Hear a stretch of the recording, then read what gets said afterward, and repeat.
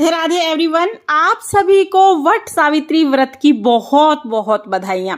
जेठ मास में जो अमावस्या आती है उसे वट सावित्री अमावस्या के नाम से जानते हैं और इसमें वट वृक्ष का पूजन किया जाता है। तो वट वृक्ष का पूजन करने के लिए और वट सावित्री व्रत की संपूर्ण पूजा के लिए हमें क्या क्या सामग्री चाहिए होगी वो मैं आपको इसमें दिखाऊंगी।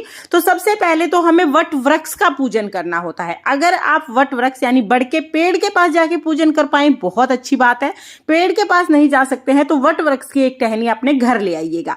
टहनी जब लाएं तो ध्यान रखिए कि टहनी में फल जरूर होना चाहिए। ये जो बरबंटी होती है ये होनी चाहिए और कोपल जरूर आई होनी चाहिए। इस तरह से वट वृक्ष की टहनी घर पर लाके किसी गमले में या जल के लोटे में ये टहनी रख के भी आप वट वृक्ष की पूजा कर सकते हैं। तो सबसे पहले तो हमें वट वृक्ष चाहिए होगा।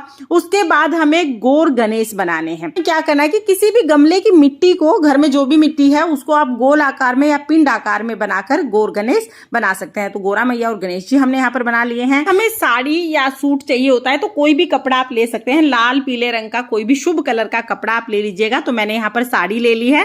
साथ में ही हमें श्रृंगार का सामान लेना है। तो आप चाहें तो 16 श्रृंगार आप ले सकते हैं या जितनी चीजें बन पड़े उतना श्रृंगार का सामान हमें जरूर लेना है। तो श्रृंगार ले लिया है। साथ ही वट सावित्री व्रत में काले चने का बहुत महत्व है। तो काले चने एक दिन पहले आप रात को भिगो दीजिएगा।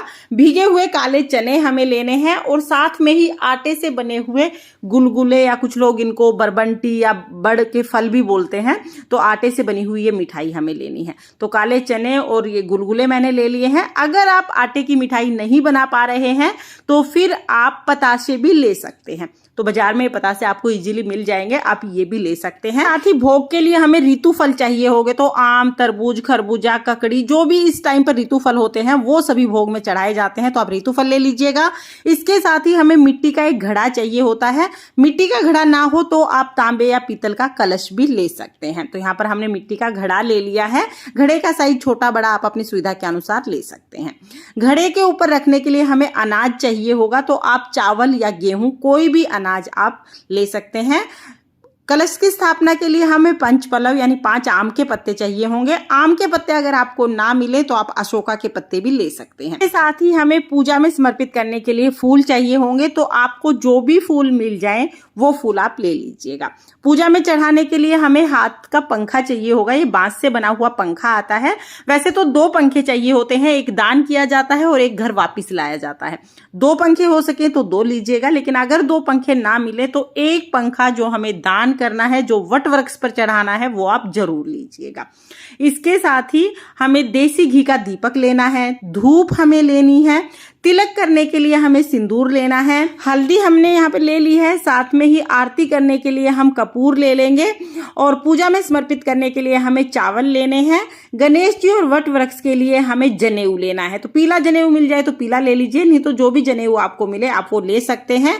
साथ में ही हम कलावा ले लेंगे और परिक्रमा करने के लिए हमें कच्चा सूत चाहिए होता है। तो इस तरह का कच्चा सूत आपको पूजा के सामान की दुकान पर बहुत आसानी से मिल जाएगा। अगर ना मिले तो जो एक कलावा आपने लिया है इससे भी आप परिक्रमा कर सकते हैं।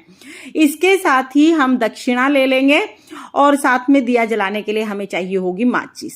और देखिए, सावित्री व्रत की पूजा में वट वृक्ष के पत्तों से गहने बनाकर पहने जाते हैं और ये गहने पहनकर ही वट वृक्ष की पूजा की जाती है। तो इसके लिए आप पत्ते ले लीजिएगा। आप चाहें तो आप इस पे कलावा बांध के गहने बना सकते हैं या आप चाहें तो इनको अपने बालों में लगा के गहने के रूप में इन्हें पहन के फिर आप पूजा कर सकते हैं। तो पत्ते आप जरूर लीजिएगा। इसके साथ ही जो गौर गणेश हम विराजमान करेंगे उनको भी बड़ के पत्तों पर ही विराजमान करेंगे। तो 5-7 पत्ते आप ले लीजिएगा। साथ ही नारियल चढ़ाना बहुत शुभ माना जाता है। ये श्री फल होता है। कलश के ऊपर तो हमें दीपक रखना है, दीप कलश की स्थापना करनी है। जो फल हम चढ़ाएंगे उसमें आप श्री फल भी चढ़ा सकते हैं। तो फ्रेंड्स, ये वो टोटल सामग्री है जो वट सावित्री व्रत की पूजा में हमें चाहिए होगी।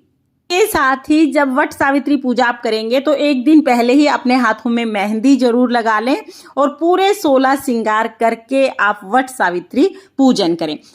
पूजा में जो जो सामग्री चाहिए वो सभी मैंने आपको दिखा दी है। अब वट सावित्री व्रत की पूजा कैसे की जाती है, संपूर्ण पूजा और सरल विधि से पूजा, ये दोनों आपको मेरे चैनल पर मिल जाएंगी। लिंक मैं आपको डिस्क्रिप्शन में दे दूंगी, आप इन्हें भी एक बार जरूर देखना।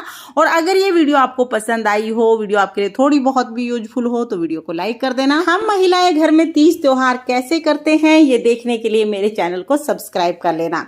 ये वट सावित्री अमावस्या आप सभी के लिए मंगलमय हो, सभी को अखंड सुहाग की प्राप्ति हो। इसी कामना के साथ फिर मिलेंगे किसी और वीडियो में। तब तक के लिए जय सावित्री माता। राधे राधे।